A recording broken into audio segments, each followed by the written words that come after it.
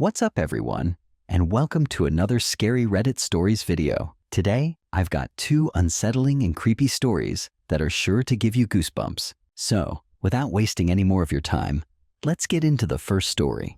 Something awful happened to my parents. Now my mother won't stop screaming. We were on our way home after watching the new Hunger Games movie.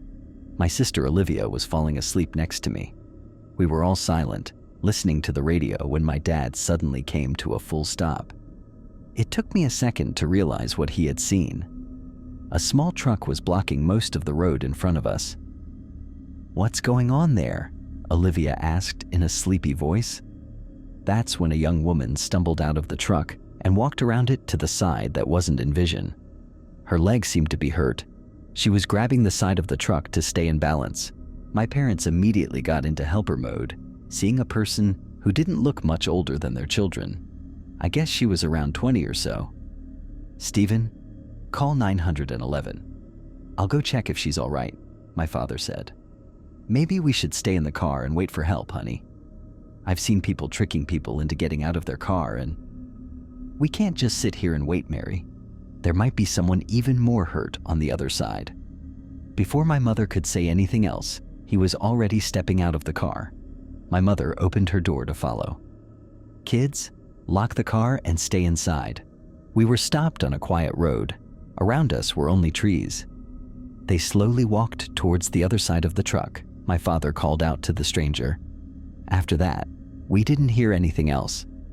I grabbed my phone and called an ambulance. "Should we check on them?" Olivia asked after a while. "I don't know," Mom said. Before I could finish my sentence, my mother appeared from the back of the truck. Her face had lost all its color. She was walking fast and determined. When she reached the car, Olivia unlocked the doors. She sat down behind the wheel without a word. Her expression was eerily calm. "Mom?" I whispered. "What's going on? Is someone hurt?" My mother didn't respond, and suddenly she opened her mouth as wide as humanly possible and screamed from the top of her lungs. I unbuckled my seatbelt, leaned over, and grabbed her by the shoulder. "Mom? Mom? What happened?" Olivia shouted and grabbed her door handle, but before she could open it, my mother had locked all the doors. She stopped screaming and took a few breaths before she hit the gas and started driving in reverse. After we were so far away that we couldn't really see the truck anymore, she turned around and took a different road to our home. She didn't respond to us. She didn't answer any questions.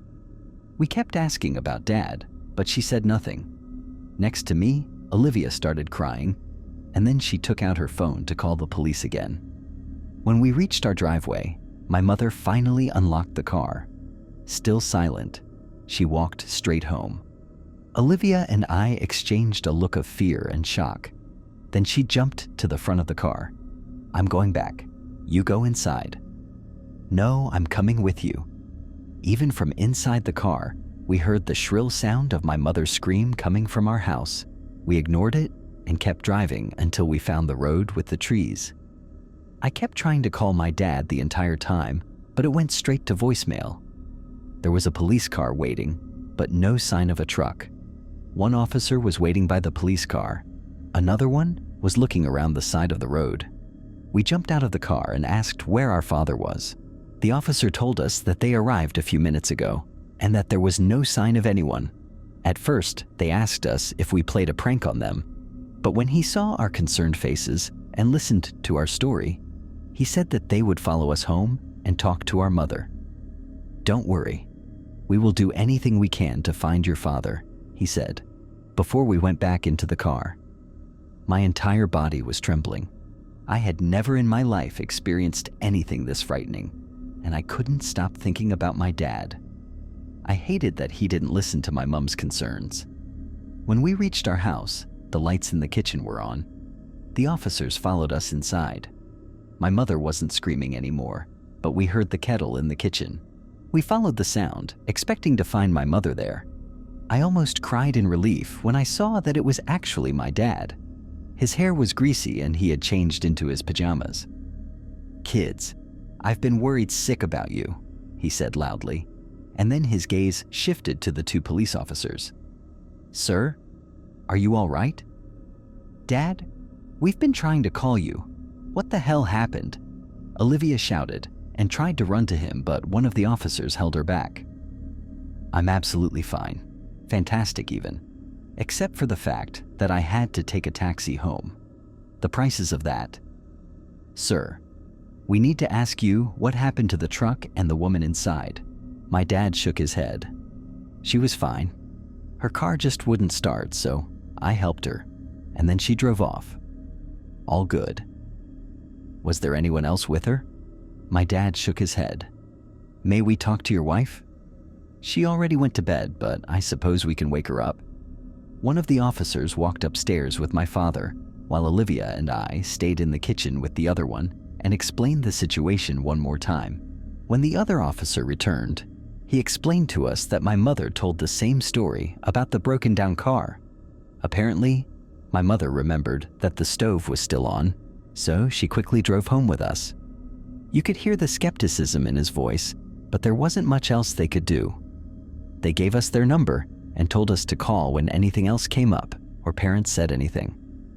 After they left, I went to touch the stove. It was ice cold. A little after that, my mother started screaming again. I hardly slept that night. We kept asking my mom what had happened, but she didn't answer our questions. My dad just kept telling us that everything was fine and sent us to bed. Finally, my mother stopped screaming and the house turned silent. The next morning, I walked down and heard the sound of laughter. My parents were standing in the kitchen, making pancakes without a care in the world. Olivia was already sitting by the table, staring into nothing in front of her, her expression empty.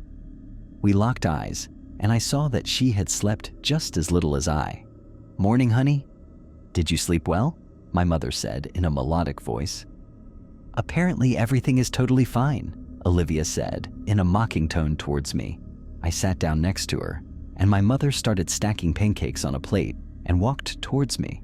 She stopped right in front of the table and dropped the plate. The shatters flew in all directions. Suddenly, her face turned pale again. Her eyes were opened wide, and then she screamed again, looking at us the entire time. Mom? Olivia jumped up from her seat and grabbed her shoulders.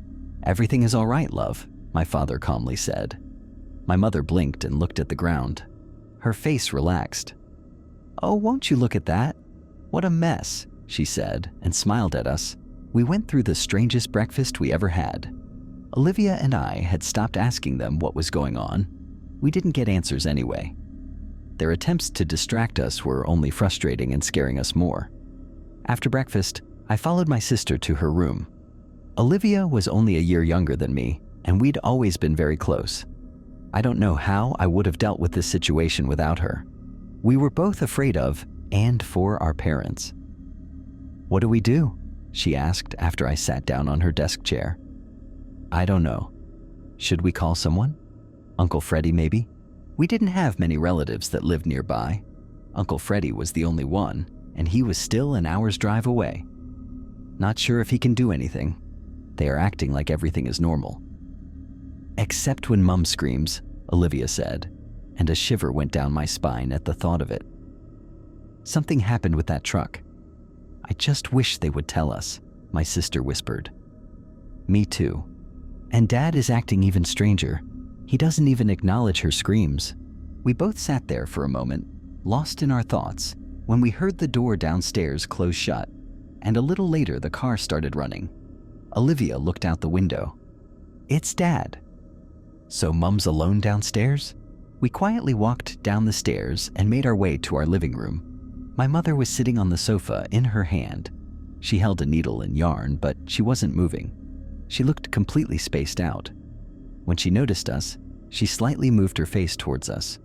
Her mouth opened, but this time she didn't scream. She just kept it open.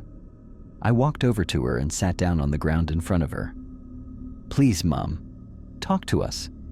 I don't know if you're trying to protect us from something, but this isn't helping. We're old enough and we are here for you. What happened last night?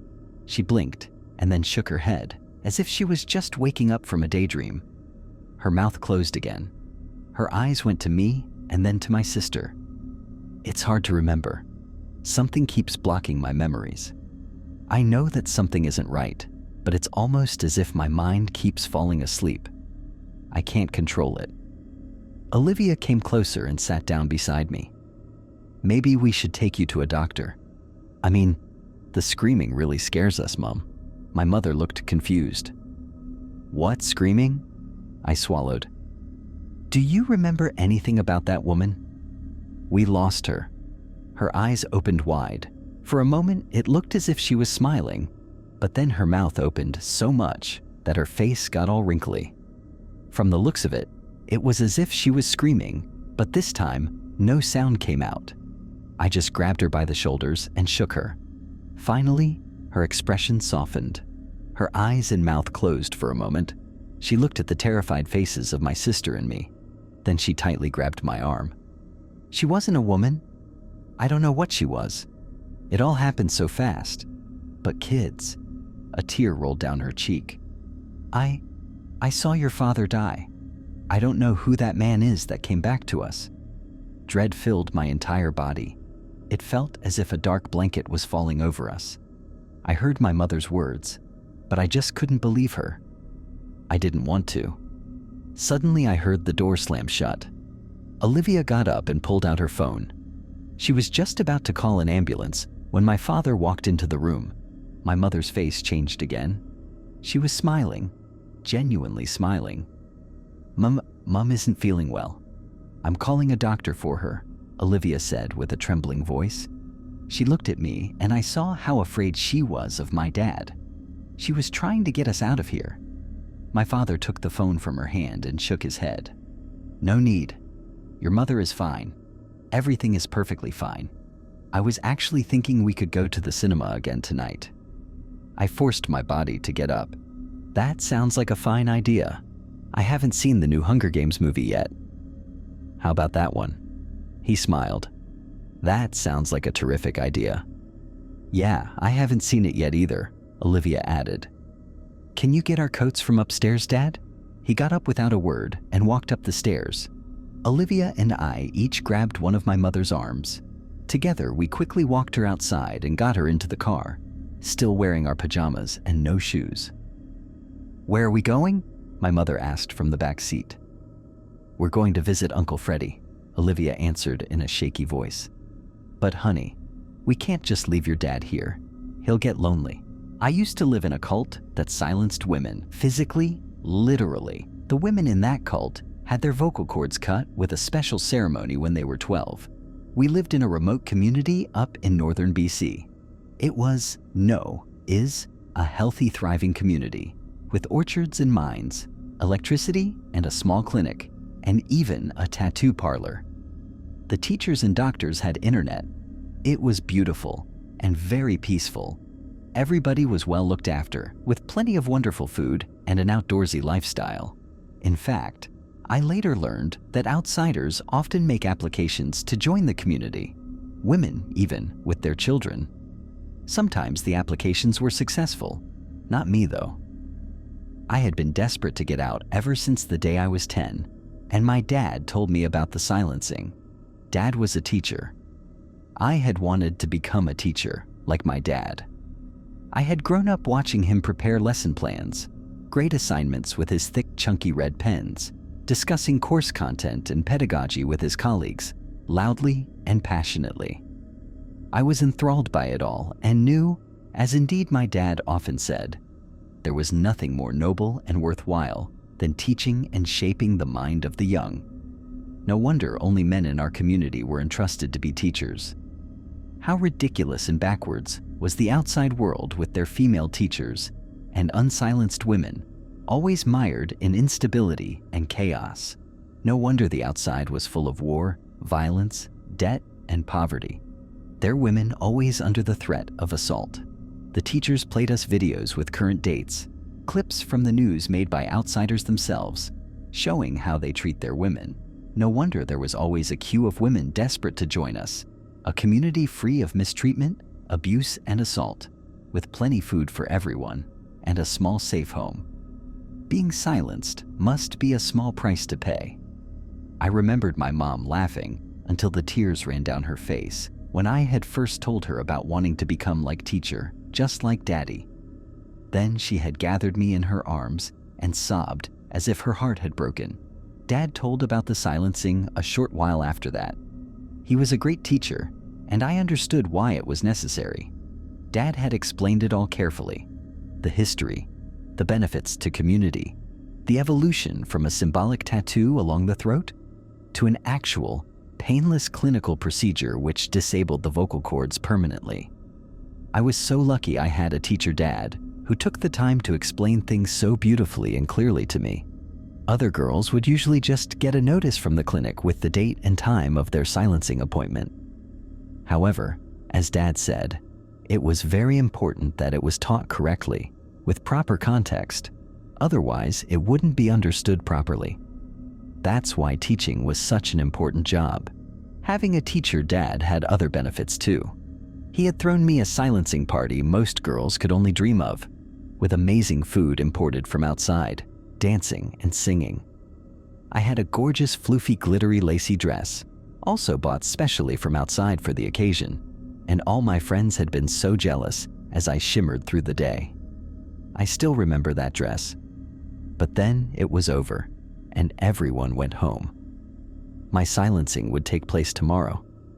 I lay in the dark, unable to ignore the knot of fear that had been tightening in me all day.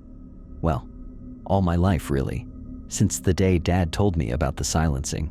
As I lay there, thinking about the procedure tomorrow, which would permanently disable my vocal cords and silence me forever, the waves of fear breaking over me grew stronger. There was a light tap at my bedroom door. I raised my head and called softly, "Yes?" The door opened and my mom glided quietly in. She was also dressed for bed, and despite the dark, the tattoo along her neck and throat was plainly visible. She had just chosen a plain line, as I would. Many silenced women choose elaborate designs for the neck tattoo they received after their silencing, but I wanted the same plain line across my neck as Mom had. She reached out for my hand. I whispered, "Mom, I'm scared." She started typing on her pad, which was always with her. "Please don't be scared, Eliza. It's over so soon, and it doesn't hurt one bit.